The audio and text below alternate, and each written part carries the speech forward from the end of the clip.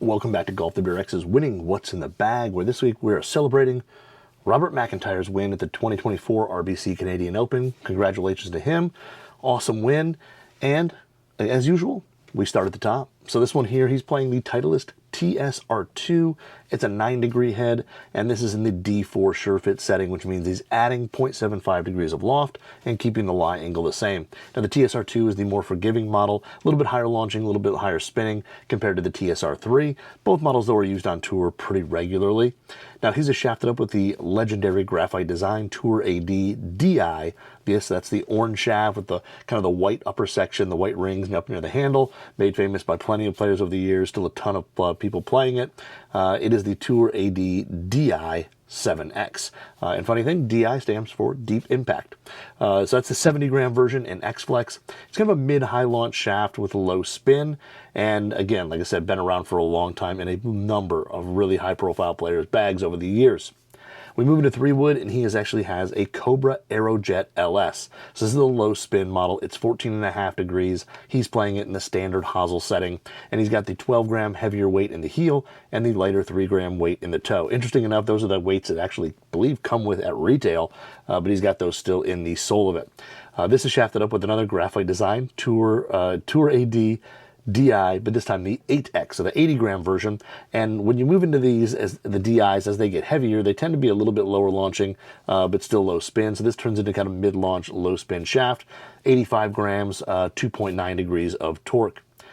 For a hybrid, he's using the TaylorMade Stealth 2 Rescue, and this is the 19-degree head. And this is the bonded hosel one, not the Tour, not the one with the adjustable hosel, the really compact one. This is kind of the standard. A little bit higher launching, a little bit longer heel to toe, a little bit shallower face on it. And this is actually shafted up. I bet you're going to be surprised now. Graphite design Tour AD DI 105 X. This is the hybrid version, the 105X. These, again, you'll see them in utility irons and hybrids all over tour. They are basically mid-launch, low mid-spin shafts, extremely smooth, extremely consistent, have been around forever, still easily going in a lot of bags, so definitely haven't been outplayed by anything new. This comes in at about 109 grams and 2.3 degrees of torque in this 105 model. Now we move into irons, and for his 4 through 9 iron, he's playing the Titleist 620 CB. So yes, this is the kind of single, we'll call it the single-piece forged cavity back that Titleist makes, but a little bit more compact. He is a lefty, so I mean, all these shots here, you probably noticed so far that he's a lefty, but playing 4 through 9 in there, very soft, very responsive cavity back irons. These are shafted up with the, of course, True Temper Dynamic Gold Tour issue X100 shafts. Again, these things are kind of low launch, low spin, about 130 grams. And the big thing about the Tour issue compared to retail is that they're weight sorted to within 0.5 grams plus or minus. So every shaft is basically within 1 gram of each other, which is pretty extensive weight sorting.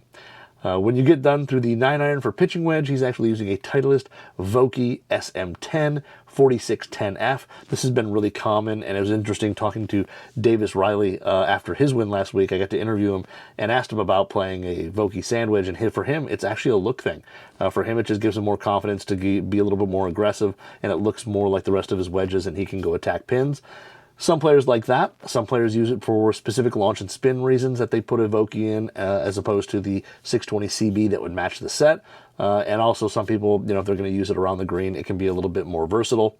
So he's using the 46.10F, and that is shafted up with a True Temper Dynamic Gold X100 in the black Onyx finish, which is kind of the shiny black finish that True Temper makes for wedge shafts. Now his next wedge is a gap wedge, and it is a Titleist Vokey, but an SM9, so the previous generation, in the 50.08 F grind. So this is the gap wedge in the lower bounce model. The F grind is the full sole, so great for full shots or shots where you're keeping the wedge square to the target. And he's got this shafted up with a slightly with the same shaft as the irons and pitching wedge. That's the True Temper Dynamic Gold Tour issue X100, again in black Onyx. I like the black Onyx. I think it looks really cool, and it's actually a little bit more durable than you would think. I know some of the older ones, they used to have a kind of a smoke version that kind of chipped and peeled away. The black Onyx holds up much, much better. So then we move into sand wedge, and he's back to the Titleist Vokey, again an SM9, the previous gen, and he's got a 56.10 S grind. So the S grind is similar to the F grind, but they take some of the trailing edge off it. That way you can kind of open the face up a little bit more. It gets through the turf just a little bit faster, while still having all the benefits of that kind of full wide sole for float in the sand and for reduced digging in softer turf. This is shafted up with the slightly softer Dynamic Gold. This is the True Temper Dynamic Gold Tour Issue S400 Black Onyx. Same finish, same screen, silk screen label, just the S400 version, which adds a couple grams and is a little bit softer. Then we move into the lob wedge, and it is the Titleist Vokey WedgeWorks 60.8 K grind. Now the K grind is kind of that full sole, really wide. It's great for playing the wedge square. You can open it, the leading edge comes off a little bit, but it's great out of the trap, super easy out of the bunker. And this is shafted up with a True Temper Dynamic Gold Tour Issue S400 Black Onyx as well. So all the wedges, whether it's pitching wedge, down to lob wedge, all the Black Onyx True Temper Dynamic Golds. I think they look really cool, and especially if you're using raw heads after they patina, you get this really nice kind of dark wedge, dark head finish. Then we move into his putter, and his putter is a TaylorMade Spider Tour. So the newer kind of released one. We don't have in-hand photos of it. I know it's a Spider Tour. I can't really see exactly what the sight lines look like on it, but this is the one that kind of has the original look to it. It has little like jet engines on the back, the little wings coming out. That putter there. It also has just a slight slant neck to it as well to add just a little bit of toe hang to it. I don't know exactly what the face insert is. It looks to probably be a pure roll, but I don't have close enough in-hand shots to know if that is the case. And that has a SuperStroke Zenergy pistol grip on it. I don't, again, since I don't have in-hand photos, I don't know if it's like a 1.0 or a 2 or a 2.0, but it does have a Zenergy pistol grip on it. So when we can get that, we will definitely update the website and the article with the size of grip and all that. But it is a TaylorMade Spider Tour, so high MOI mallet, a little bit of toe hang, and if it's got the pure roll, great forward roll, and really smooth, less hopping and skidding at impact. For grips, it's interesting. So in the woods, he's going to use Golf Pride's Z-Cord, the Z-Cord. So the very firm, very rough Z-Cord grip. It's a rubber grip that actually has kind of a cotton thread that runs through it. Great in humid weather, sweaty hands, very rough, heavy texture, very firm grip. So people get a lot of feedback. And then in his irons, he uses a leather grip from Gripmaster. So he's using a leather grip.